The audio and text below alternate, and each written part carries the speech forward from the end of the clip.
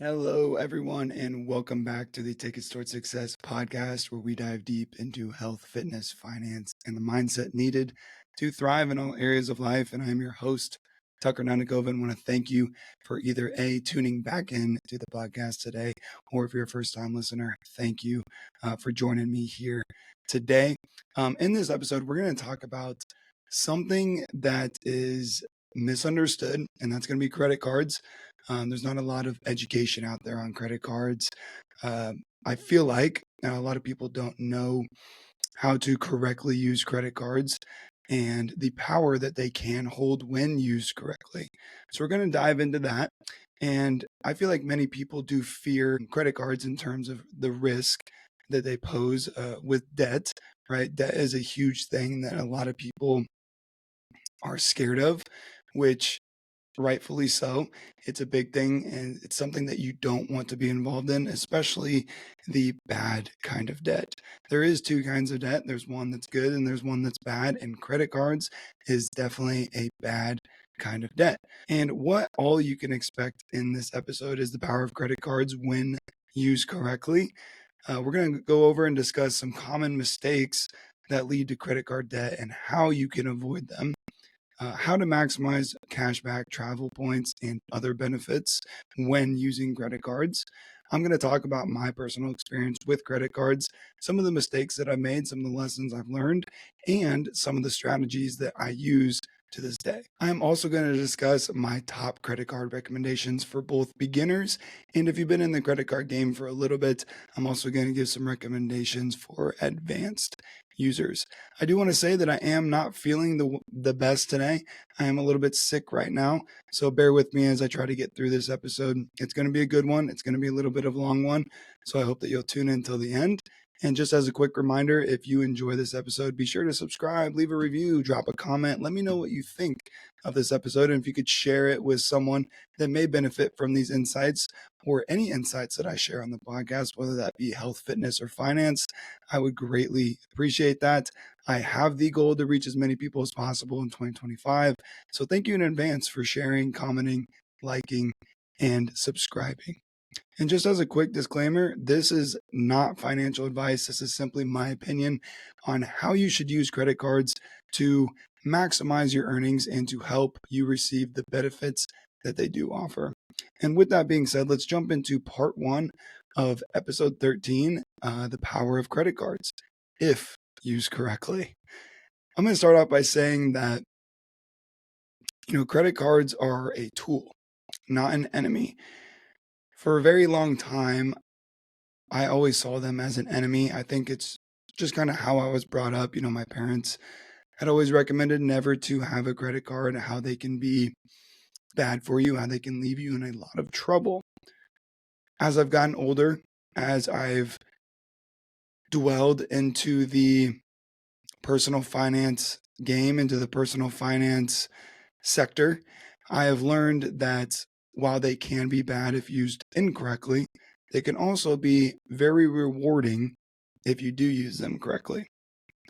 I don't think that they're inherently bad. I think that they just require discipline and they require awareness. And like I said, if you use them properly, you can benefit from a lot of rewards and offers that cash and debit cards will never be able to get you. And the key to using credit cards wisely is going to be to never carry a balance. You should treat them as they are a debit card. A debit card is linked to our bank accounts, which is the most amount of cash that we have in that bank account, so we cannot go over that. A credit card is basically a loan that you take from the bank, and they have a certain limit on that credit card that you can spend, and usually it's a higher limit, but you can usually spend more than what you have in your bank account. But we need to use those credit cards as if they were our debit card, not overspending and only spending what we can immediately pay off. There is two reasons why credit cards hold a lot of power. The first one is going to be they help you with building your credit score, and you can also use them to for financial leverage. So your credit score impacts Your ability to get low interest loans, mortgages, and a high credit score can save you thousands of dollars in interest over time. So, for example, the difference between, let's say, a 3% and a 7% mortgage rate on a $300,000 home, that can mean saving $100,000 in extra interest paid over the loan's lifetime. So you're either saving that 100,000 or you're paying that 100,000, depending on the mortgage rate that you do receive, and your credit score does play a factor in that. Now, the second reason that credit cards hold a lot of power is there is a lot of rewards and perks that can be unlocked when using them correctly. You can earn cash back, you can earn travel points, hotel stays, exclusive perks just for using the credit card for everyday expenses. There's other exclusive perks that come with a credit card depending on what card that you do have. And for example, if you use a rewards card for groceries, gas, and bills, that can actually generate you upwards of $500 cash back or free flights or free travel annually. It's if you use it strategically and you know what you're doing. That's how it can benefit you. I'll say that cashback cards are a lot easier to get those rewards and get those perks back. When it comes to free travel, it takes a little bit more experience, a little bit more knowledge to apply those points in those areas. And we'll discuss that a little bit later on. But there's a few others that you can get from credit cards, and some of them will offer purchase protection on numerous amounts of purchases, usually up to a certain dollar amount. Extended warranties, rental car insurance, phone insurance, travel insurance. A lot of people don't take advantage of these. I personally have one card that offers me phone insurance. So all I have to do is put my phone bill every single month on that credit card, and I have that insurance. Now, it does cover up to a certain amount, but let's be honest, we're not going to use it that much, but at least that we do have it, and we have it up to a certain amount. If my screen cracks on my phone, or if something goes wrong with it, if the speakers go out in it, at least I know that I have that insurance there to help me out if I do need it. So that's just some of the power that credit cards really hold. And as we go through this podcast, you're going to see just how much that can actually play an impact in your life. I'm going to discuss some more examples later on and my personal experiences as well, where I'll kind of show you what I've been able to do in the past 2 years of being in the credit card game. But first, I want to go over a few common credit card mistakes to avoid. This is a big one. If you're going to listen to any part of this podcast, I would recommend this one, because obviously we do not want to get stuck in a rut. We don't want to get stuck in a hole with credit cards. We do not want to have a lot of credit card debt. I mean, there are people out there with tens of thousands of credit card debt, and that is just not a place you want to be. That is called not using it wisely. That's called being irresponsible, and you're going to be financially set back for a very long time. So you do not want to do that. So the first common mistake is going to be carrying a balance and paying that interest. If you don't know already, credit cards' interest rates are typically a lot higher. They are 20% or higher when carrying a balance. It destroys any potential rewards that you may get from that credit card. There's no point in cash back. There's no point in free travel, because you're paying more than you would get back in interest every single month. So do not carry a balance month after month. Always pay off your statement balance in full every single month. Do not just pay the minimum balance.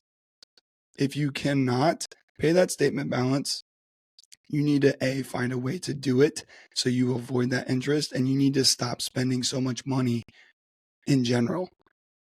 You're spending way too much money with that card. So do not just pay the minimum balance, pay your full statement balance every single month. I also want to discuss a little bit about this rule that I do have. I call it the 2-month rule. And this is kind of a loophole that I've found. I'm sure a lot of other people know about it. And it's kind of a way that you can make a slightly larger purchase that is still in your budget. Okay, I'm going to say that, still in your budget. But it's a way that you can use a credit card to have that purchase and have a longer time to pay it off. Okay. So for the example, I'm going to say I want a new pair of shoes, $200. It's in my budget for that month. I want that new pair of shoes, but I do not want to just put it on my credit card, right? The full amount. And I just don't have the money necessarily to pay for it right now out of my bank account. So let's say that my statement date is on the 5th for that specific credit card that I'm using. Say it's the 3rd of the beginning of the month. If I pay my credit card off on the 3rd and completely wipe that balance down to zero, come the 5th, I'm going to have a statement balance of $0. So that means from the 5th of that current month to the 5th of the next month, I'm not going to owe anything. And I won't owe anything until I put something on that card, and then it'll be 2 months after the current month. So let's say I pay it off to zero on the 3rd, my statement balance comes through on the 5th, I have zero due for that next month. I purchased the shoes for $200. Boom, I have 2 months to pay off those shoes. Technically, don't put anything else on the card. Don't use it for anything else, just the shoes. You will have, if you work a traditional American job, you will have 4 paychecks, sometimes maybe 5, to pay down that balance.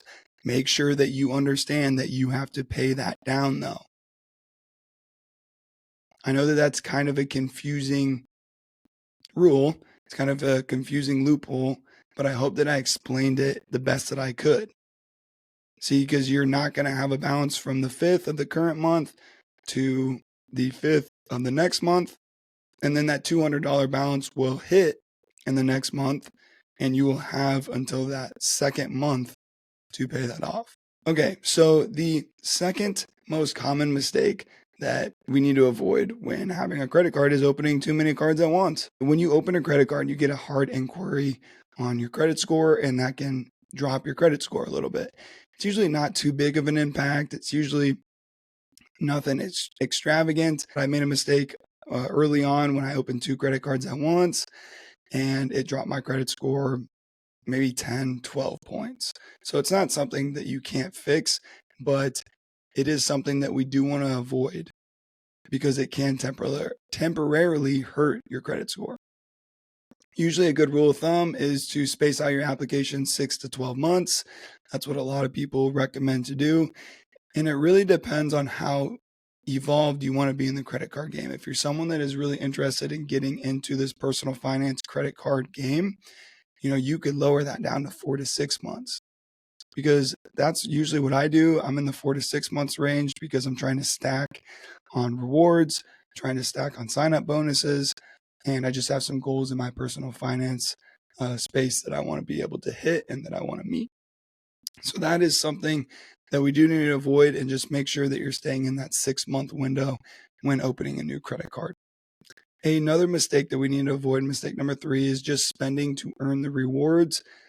Overspending to chase rewards, it completely defeats the purpose of why you have the credit card. There's no point if you're just going to, here, for example, most credit cards have a sign-up bonus, and they have a spending limit that you have to hit to get that sign-up bonus. Let's say it's $3,000 in 3 months. You have to spend $3,000 in 3 months, $1,000 a month to get that sign-up bonus of, let's say, 20,000 points. But if that is not something that you can do in your life, don't get that credit card right now. Get something that's a little bit lower. Maybe stick with a cashback card. But if you continue to chase that and you put yourself in a hole trying to get that, you aren't going to reap those benefits of those points, because you're going to be more than likely putting yourself in debt and paying that back in interest anyways. So it's pointless. So make sure that you stick to a budget. Budget. Stick to a budget and only put essential expenses on your credit cards. Anything that you put on your debit card, put on your credit card, and nothing more. That's what you need to do, and having a budget will help you do that. So make sure you have a budget when you're using credit cards. Number 4, we ignore annual fees without a plan to optimize those fees. and maximize those benefits on those cards. Some cards they can range from $95 to $700 in annual fees, which can be worth it, but only if you're using those benefits that they offer and maximizing them. American Express has a card that's $695 annual fee, has a ton of benefits. They're kind of annoying to use, but it has a ton of benefits, but you have to make sure that you're going to apply those in your everyday life right now. I'm pretty sure one of them is a fee, or it's a benefit to get a certain amount of money back on a very high-end luxury store. If you don't already shop there, and then what's the point of getting that card and having that benefit?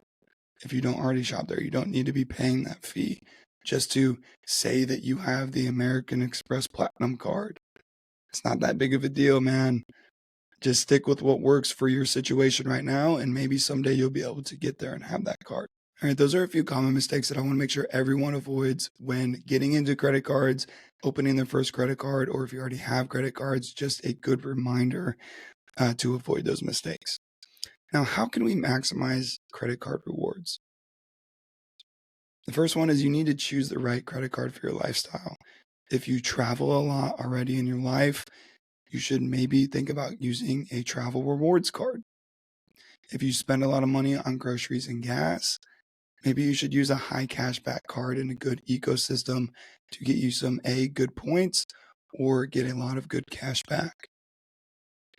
The second way that we can maximize credit cards, and this is probably the most important way, and that is to choose the right ecosystem. Now, by ecosystem, I mean the right bank. So choosing the right ecosystem can add extra benefits for travel. It can add extra benefits for cash back, and it can give you a lot of great access through deals with transfer partners. Now, transfer partners are when a bank partners with an airline or a hotel to give their clients better deals when booking at that hotel or that airline through what the banks call their travel portal. Now, usually these are 1-to-1 ratios. 10,000 points is worth $100. But some transfer partners can give you a 2-to-1 ratio, 5-to-1 ratio. And I've even seen examples where it's an 8-to-1 ratio for points. For example, I partner with Chase. That is who I have some credit cards through. And they are a transfer partner with Hyatt. And the norm for that ratio is a 2-to-1 ratio. So my 10,000 points is worth $200 when I actually book through the Chase travel portal. But sometimes this can sit to a 4-to-1 ratio. It can even sit higher than that. It just really depends on the property that you're trying to book at. And this is the same for other hotel chains with other banking partners, whether that be Marriott, Hilton. There's airline partners as well. And you can actually find better deals with transfer partners for booking flights out of the country, which is really cool. So you can get those a little bit lower. Now, some of the top ecosystems, this is in my opinion, based off my research and the knowledge that I do have. Number 1 is going to be Chase. Number 2 is going to be American Express. Number 3, Capital One. Number 4 is Citibank. And number 5 is Wells Fargo. Maybe, I put a maybe by it because I feel like they're starting to build a better credit card lineup and gain some more transfer partners, but it's still not quite there. But I would put that at number 5. Chase, Amex, and Capital One are always going to be my top 3. I prefer Chase over American Express. I have some issues with American Express based off their annual fees. Now, the third way to really maximize benefits for credit cards is to stack multiple credit cards for maximum benefits. And this is where it can get a little bit tricky because having multiple credit cards can be sometimes stressful. You have to know exactly when to use those cards if you're trying to stack them for maximum benefits. You have to keep track of their balances if you're using multiple ones at once. So it's not really for everyone. I personally enjoy it. I track my finances, I would say, pretty well. But I know some people that wouldn't be able to do that. It just overwhelms them a little bit. They're not necessarily passionate about it. So maybe they just need one catch-all card. But in this example, if we have one card for travel, we have one card for groceries, and we have one card for dining, and then we have one card for gas. That's where we're really starting to maximize those benefits. Say we get 5% back on travel. Boom, we get 5% back every time we travel with that card. 5x back on groceries. Boom, we're spending a lot on groceries every single month. We're getting good rewards back. Same for dining and same for gas. Now, preferably, I would like to see this be in the same ecosystem, if you can, or having multiple cards in two ecosystems is also okay. That's what I do. That's what I'll do. I'll probably have multiple cards in three ecosystems eventually. But if you're someone that likes to keep it simple, keep it in one ecosystem, whatever ecosystem that is that you like the most, and it really plays well off your lifestyle and how you live. Now, there's a few examples and a few categories that you want to make sure that you have locked down. You need an everyday card, a catch-all card. That's really what you need for just everyday expenses that you can pull out of your wallet, and you're going to get great benefits back. Number two, you're going to need a travel card. If you don't travel a lot, you probably don't need this card. If you want to travel in the future, I would just get the card now if you can and start really learning how to use it, learning everything there is to a travel card, and specifically how to redeem those points once they come in through your bank or your ecosystem. Number three, a grocery card. Everybody spends money on groceries. We need to have a good, sound grocery card. And a gas card. Most people drive a lot. Some people work remote. Some people don't drive as much. I still think it's worthy to have a gas card or something that gets you good percents in gas. But make sure that this is in a good ecosystem. I'm going to throw out a couple examples later off my journey that are just, I got really good cash back in gas, but it wasn't in a good ecosystem, and that's pointless to have, because if you can't use the points, like say I'm in a bad ecosystem and I can't use those points for anything, then it's pointless to get that percent back in gas. I would rather take 1.5% back in gas than 5%, as long as that 1.5% is in a good ecosystem and I will be able to use those points. Okay. And just remember that travel cards too, they count for a lot more than flying and staying in hotels. They count for Ubers, hotels, like I said, anything that involves any transit or travel. So if you live in Chicago and you take the train a lot, that counts as travel. Same with New York. Taxis, Ubers, Lyfts, everything counts for travel. Okay, now the fourth way to maximize credit cards is to leverage sign-up bonuses. There's some great sign-up bonuses out there that can get you basically free money if you can afford to meet the spending requirements.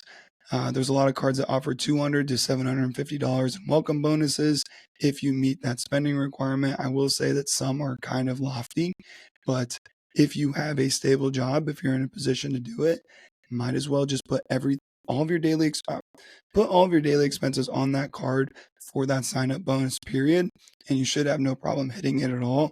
I mean, I have done one that was spent $4,000 in 3 months. I put that card for every single expense that I have monthly. I put that card on file for those bills. Anything that's reoccurring, I used it for everything, groceries, gas, every single thing. Didn't worry about any other card, and I was able to hit that pretty easily. And it's just a really big way to earn points fast. I mean, in 3 months, you can earn 75,000 points, which is super nice. It takes a long time to do that.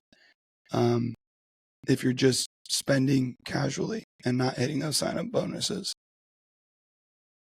There's also a few loopholes that you can do as well. This might be a little bit more for people that are looking to get farther into the credit card game,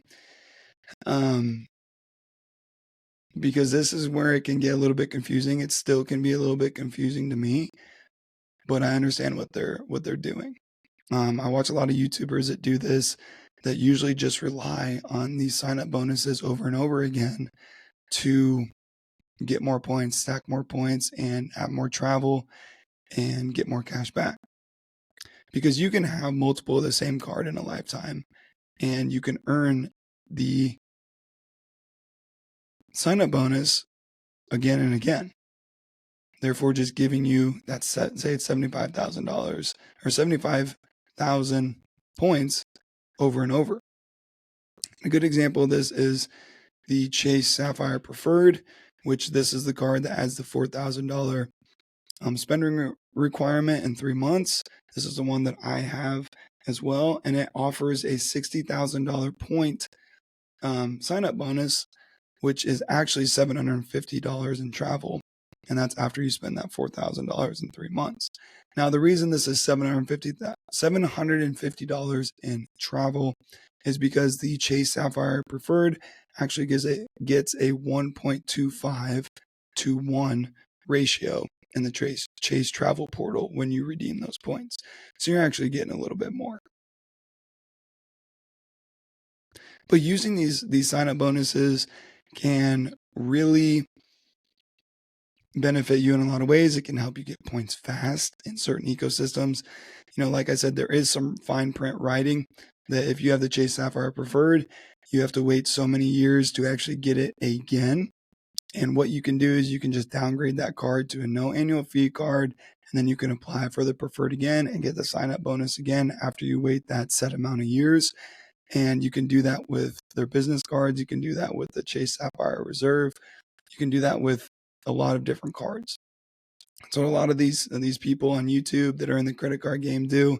I have yet to do it because I'm still pretty early on in my journey, but I just wanted to throw that in there, that there are a few loopholes to consider farther on down the road. Alrighty, let's get into my personal experience with credit cards, show you kind of what my journey's looked like. This is really, if you're a first-time beginner into credit cards and you have no idea what you're doing, definitely listen to my journey, because I had no idea what the hell I was doing.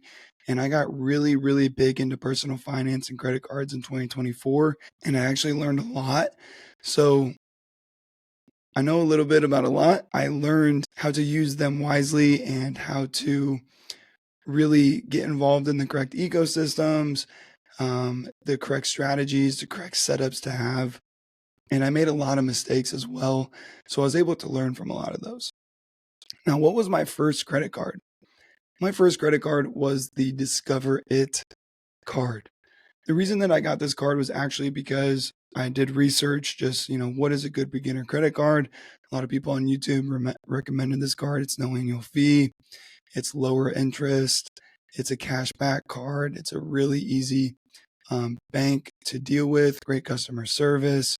It has really good earning categories. So with the Discover It card, it's actually a rotating category. So every quarter you get certain categories. So let's say that quarter one is groceries and a few others. And then, quarter two is it's gas, online shopping, and pet stores. Or, there's usually an Amazon one in there as well, which is super cool. And it just rotates, and it really gets you used to learning how credit cards work and how to manage them. And it's a really easy interface with Discover in the app. So it's super easy to learn about and kind of figure out the whole entire credit card world. Now, there are a few mistakes that I did learn early on in my credit card journey. And the first one is I got tricked into signing up for a Best Buy card. Now, earlier I discussed a card that gets like 4% back on gas, but is in a bad ecosystem. That will be the Best Buy card. Actually, I think it's 3% back on gas, but still. So the way that I got tricked, I don't like to say tricked because I wasn't thinking, didn't make the right choice, and I wasn't being aware of what actually was going on. I didn't ask the right questions either. I had bought my parents an Apple Watch, bought each of them an Apple Watch for Christmas a few years ago in end of 2023, I believe. And they had asked me when I went to check out if I wanted a discount. And I was like, yeah, I do want a discount. That would be nice. And I thought that maybe I was signing up for like their email list or something like that. and it ended up being that I signed up for their credit card. And you will see later on why it kind of sucks that that happened and why I recommend learning about ecosystems and not getting suckered into um, getting these cards from like Best Buy, JCPenney's, Kohl's.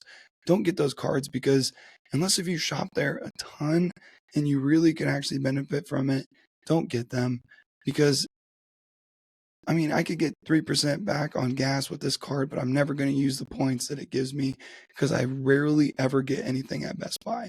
And when I do, it's once in a blue moon, and it would be pointless to have those points anyways. I would rather just stack points in a good ecosystem. Okay, and we'll discuss that a little bit later as to why it's such a big deal. Number two, I have purchased stuff out of my budget before. You know, that was more so early on. I never have ever paid any interest on a card or on a balance. So that is good. I'm very grateful for that. But I have purchased stuff out of my budget that made me sweat a little bit throughout the month. Number three is not falling into the right ecosystem faster. And we will discuss why that is a little bit later. That kind of goes with the Best Buy card as well. But just know that ecosystems are so important when it comes to credit cards, just because of all the fine print and a lot of the rules that some of these banks do have when having their credit cards. And the last mistake that I made was getting two cards at once. I actually got the Chase Freedom Flex card and the Apple credit card at one time. How I got approved for both at the same time, I have no idea. That was my second and my third card after the Discover It. And we never want to do that. And that's when I saw that dip in my credit score as well and had two hard inquiries on my report. So, how do I use credit cards today, and what are some of the specific strategies that I use to earn rewards while staying debt free? Okay, so let's actually go over my setup here. I'm going to discuss all the cards that I do have, and I will discuss the cards that I actually keep in my wallet and that I still do use. Now, the first card was the Discover It card, as you all know. I do not use it anymore. I still have the physical card, but I actually canceled this card. I wouldn't recommend doing that. I guess you could throw that in a mistake that I did make, but I did end up doing it just because I knew that I probably wouldn't use it again. And the reason for that is because I got the Chase Freedom Flex card, which is basically the same as the Discover It card. It's a rotating category, each quarter card, but it's in the Chase ecosystem instead of Discover. I'll use those Chase points way more than I'll use any Discover points because the Discover doesn't have any transfer partners or you can't get points for travel. It's strictly a cash back card, whereas the Chase Freedom Flex card is rotating categories and I can get points and I can transfer them to my travel card and use those with transfer partners or for travel in the future. So that's why I will always just use my Chase Freedom Flex card. Now, the third card is that Apple credit card. I use it for Apple purchases. I'm pretty big into the Apple ecosystem. And I also got a high yield savings account when opening that card, and I use that as my emergency fund. And the fourth card that I got was my Best Buy card. I do not use it at all. It just sits in my safe, and that's where it lives. Never use it. Like I said, it gets good rewards back on if you buy something from Best Buy or if you use it for gas. But like I said a little bit ago, it comes down to the value of the points, not the cash back or not the percentage back that you're getting with those specific credit cards.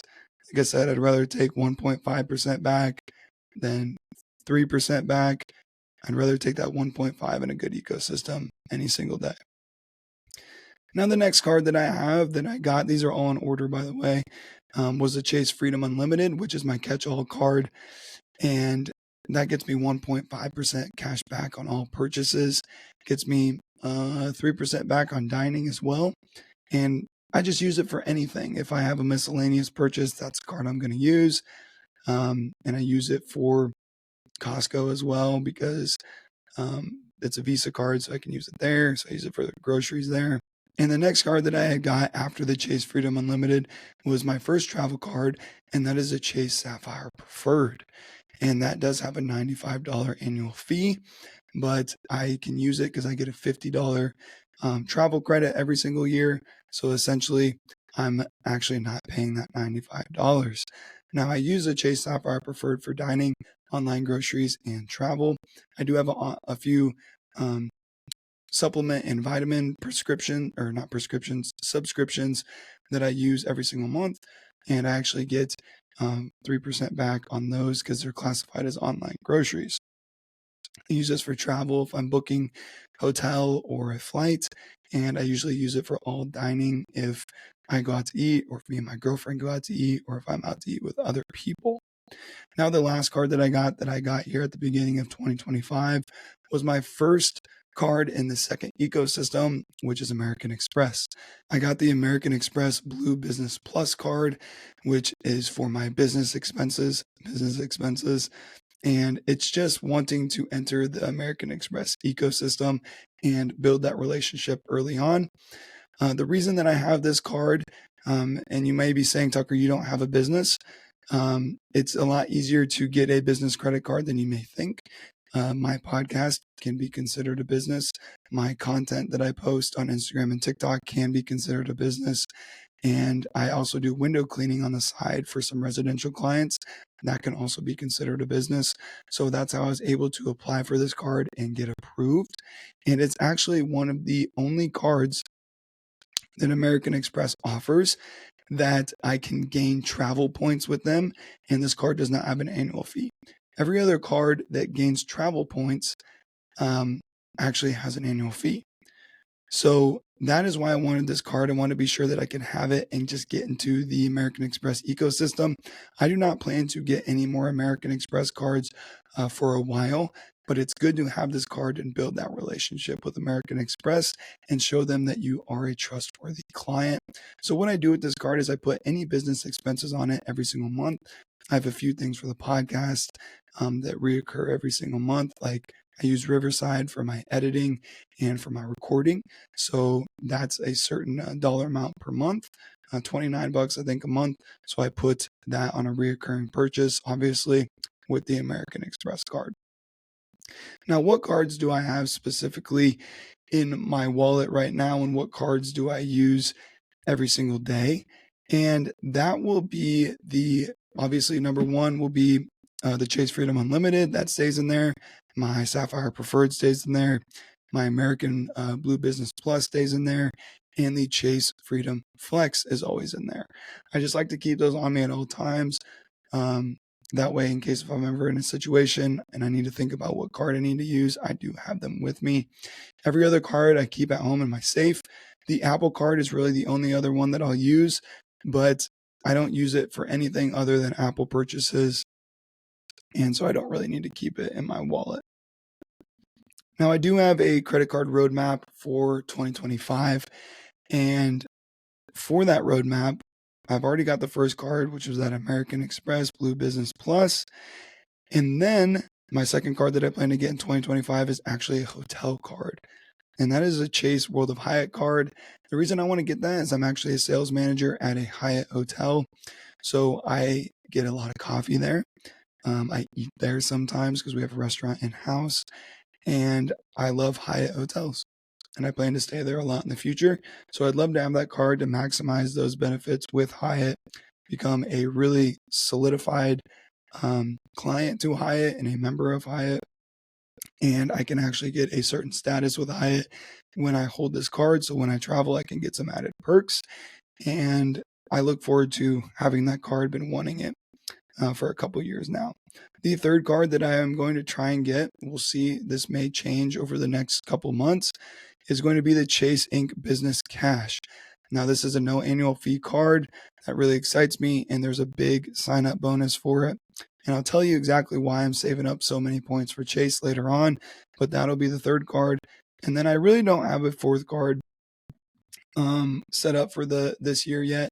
I may look at, what some good offers are up out there, and I may go for something else. It just depends on when I get that Hyatt card and when I get that other Chase card, and do I have enough time in 2025 to space it out to where I can actually get another card without negatively impacting my credit score and my relationship with the banks.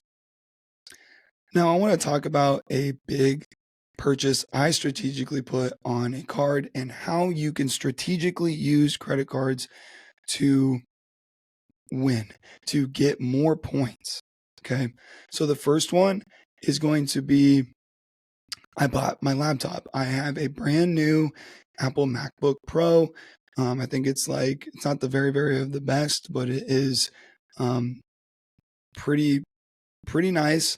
I kind of splurged a little bit on the laptop. I knew I needed to get something for content editing, for filming, and I just need something that was faster so I can have a better workflow. Now, I will say that this laptop was upwards of $2,800. So quite a bit of money, right? There's no possible way that I could have spent that in in one go. That's just impossible. But what I did is I obviously have the Apple credit card.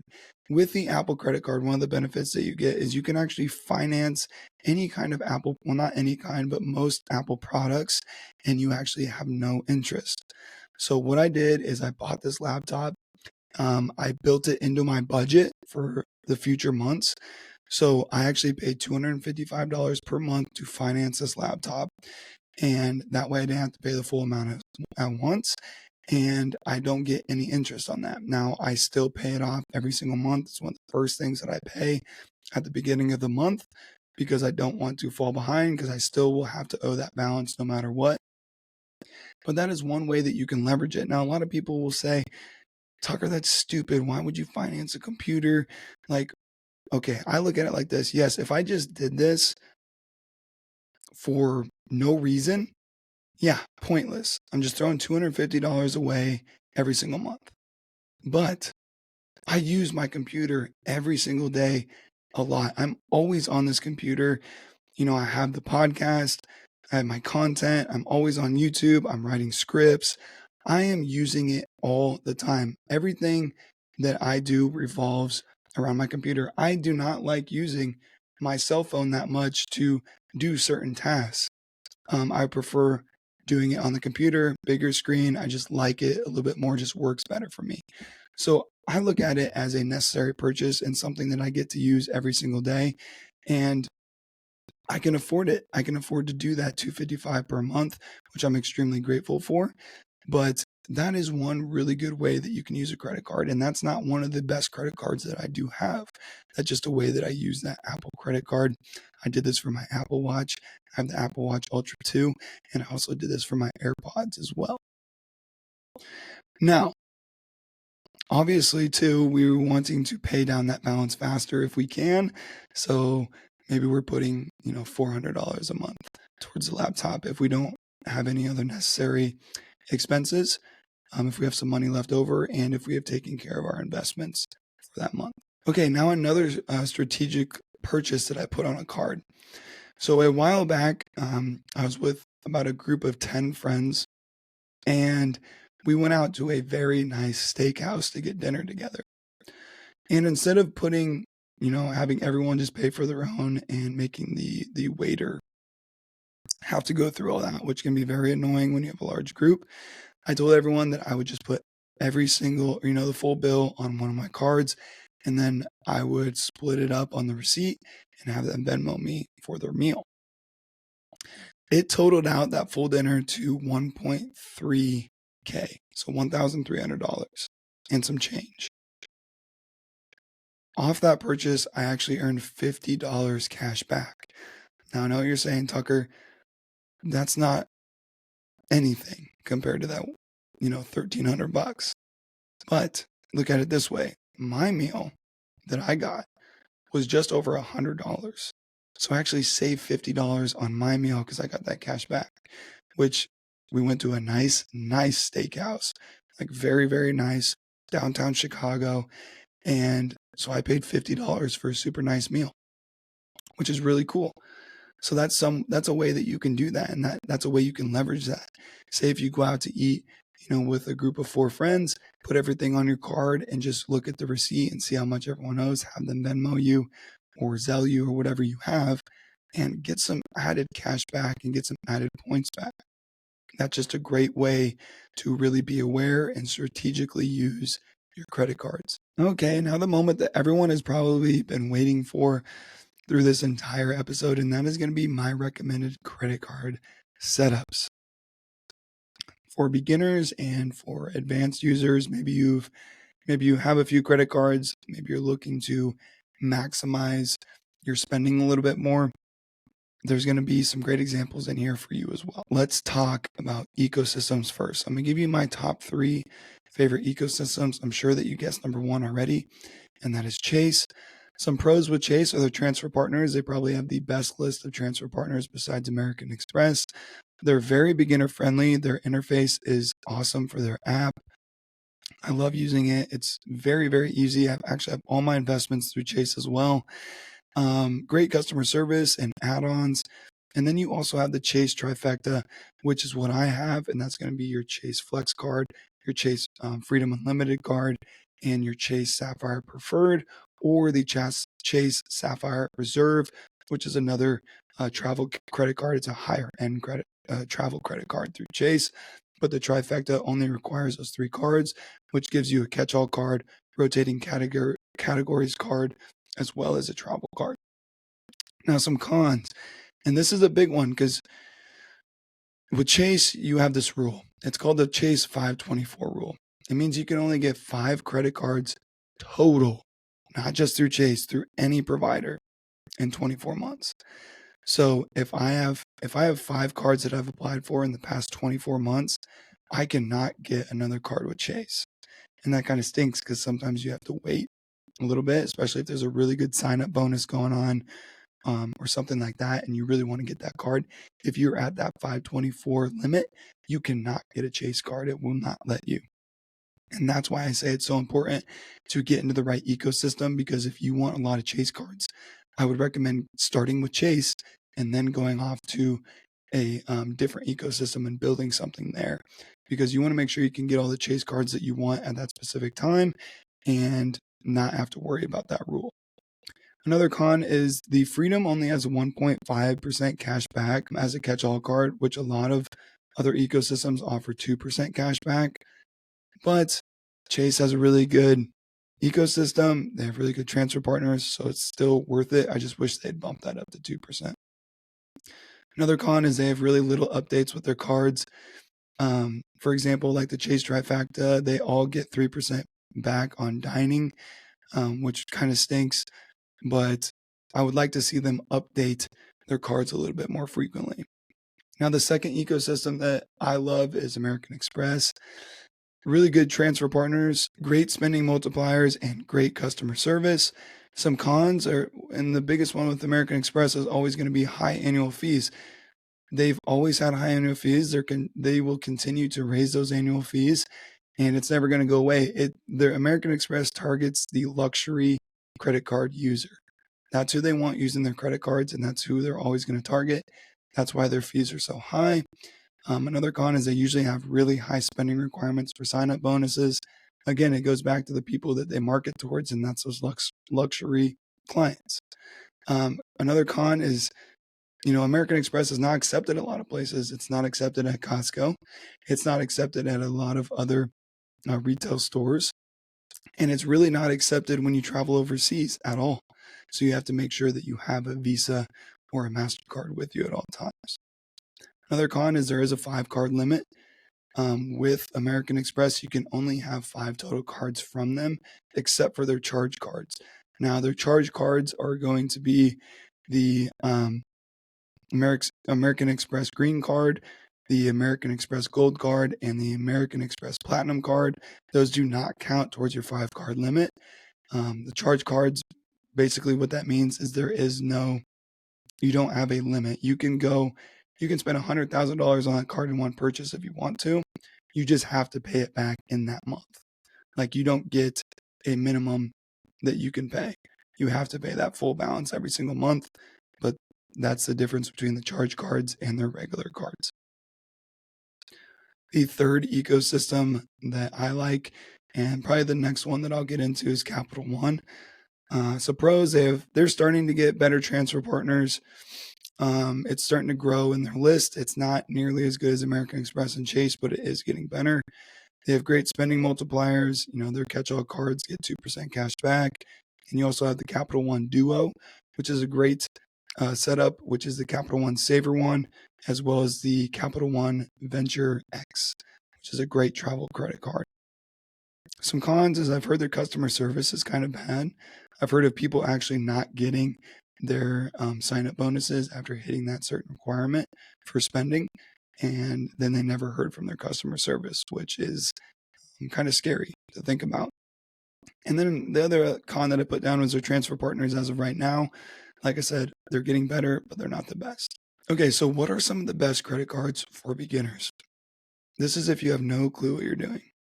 Okay, so I have 3 here. Discover It Cashback. I know I talked about good ecosystems, but if you really just want a card that is going to teach you and show you how the credit card games work, and specifically, statement balances, minimum payments, actually earning cash back and figuring out these rotating categories, I would just go with the Discover It Cashback. It's very easy to get accepted for as well. Even if you have a lower credit score, they will probably still approve you. So it's just a very user-friendly first credit card. Now, if you really want to, take into consideration the ecosystems, I would try and go after the Chase Freedom Unlimited card. If you have a credit score that is decent and you have not been in any debt in the past, this should be a pretty easy card for you to get. I think it's a great card. Like I said, it's my catch-all card, great ecosystem. Highly, highly recommend the Chase Freedom Unlimited, and that way you can start to begin working on your Chase Trifecta as well. Another great one is either the Capital One Quicksilver or the Capital One Saver One. Very user-friendly, just depends on if you like Capital One or not. The only problem with Capital One too is that if you want to get into travel, you're going to have to pay a higher annual fee than Chase, and we'll talk about that here in a second, but either the Capital One Quicksilver or Capital One Saver One would be good for anyone that is looking to get their first credit card.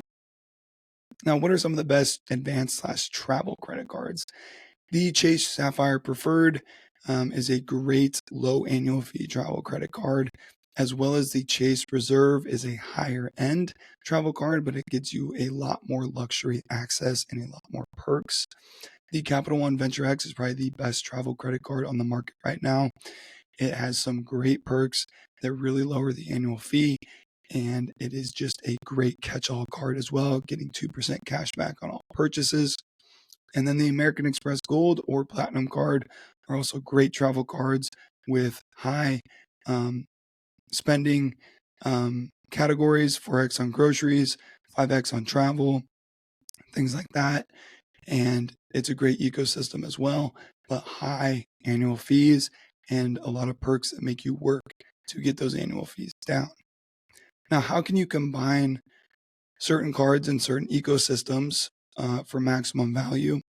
Obviously, we talked about the Chase Trifecta, the Chase Freedom Unlimited, the Chase Freedom Flex, and the Chase Sapphire Preferred, which you can also substitute this out for the Chase Sapphire Reserve if you'd like, but I would recommend keeping it low because this entire setup right here to help you maximize travel or cash back is only $95, and that's the lowest that you're going to find anywhere.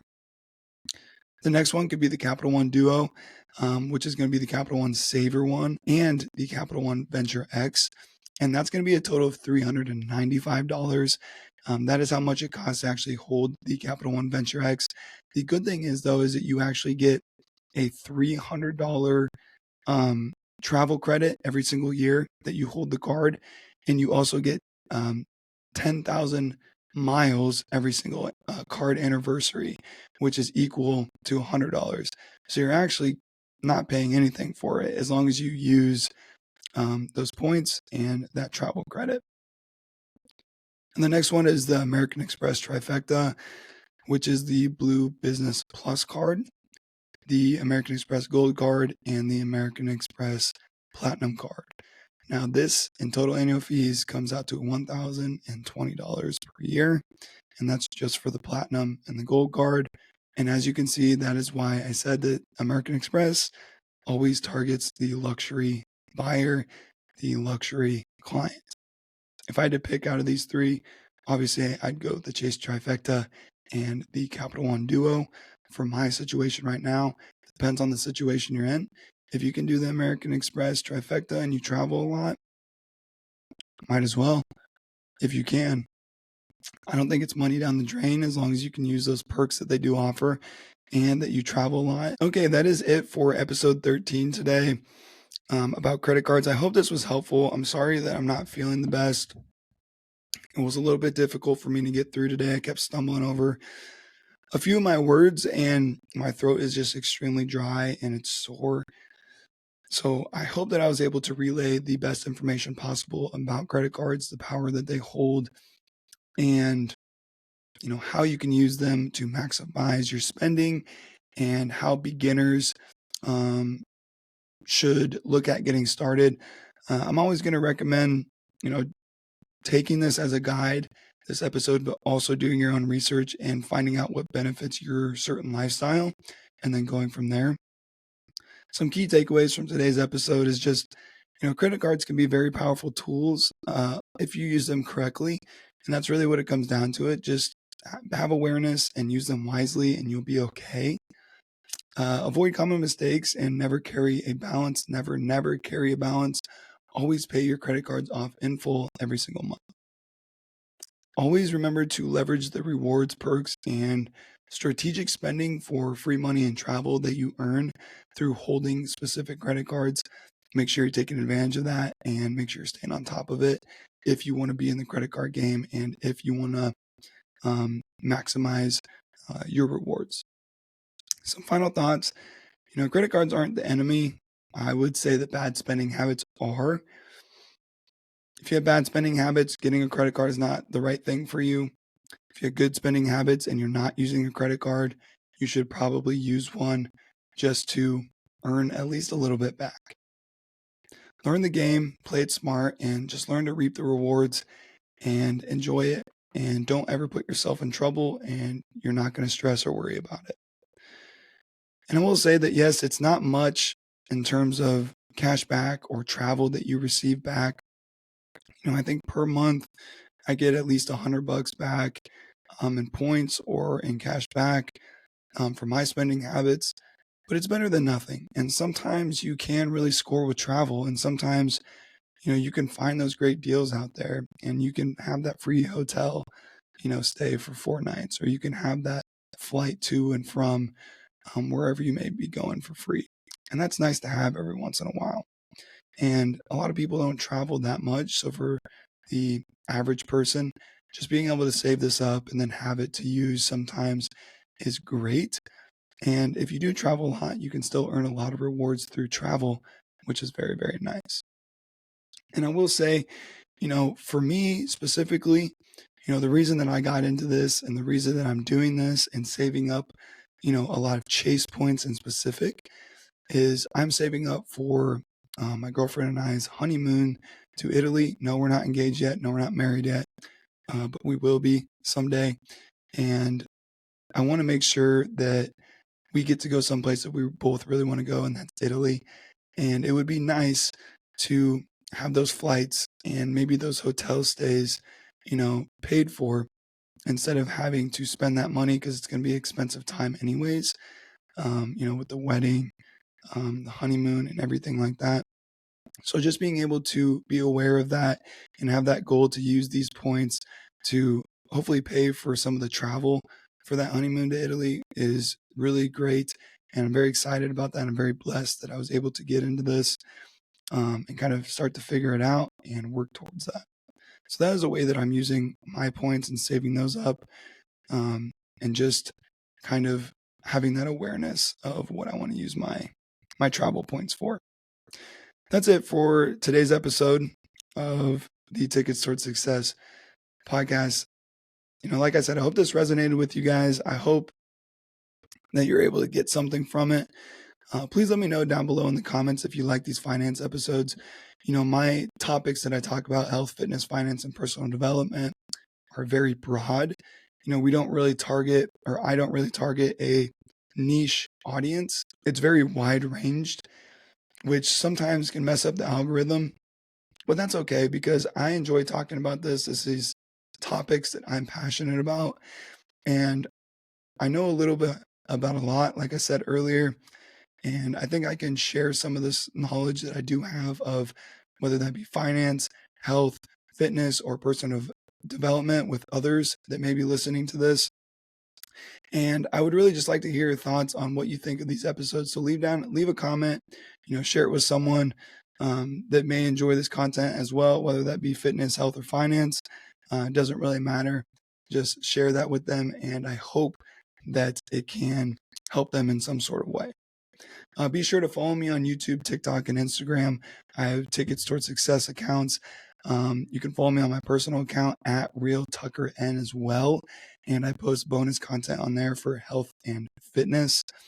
And don't forget that I do post new episodes every single Monday.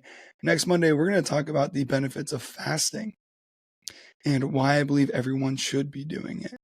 So turn on those notifications so you never miss an episode, or you guys know you can download my podcast and you can get continuous updates every single week when my new episodes come out. Jeez, I've been stumbling over my words today.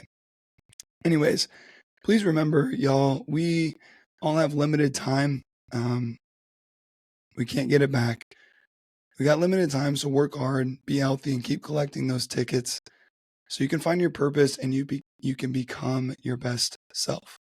I will see you in the next episode, and thank you so much for tuning in today.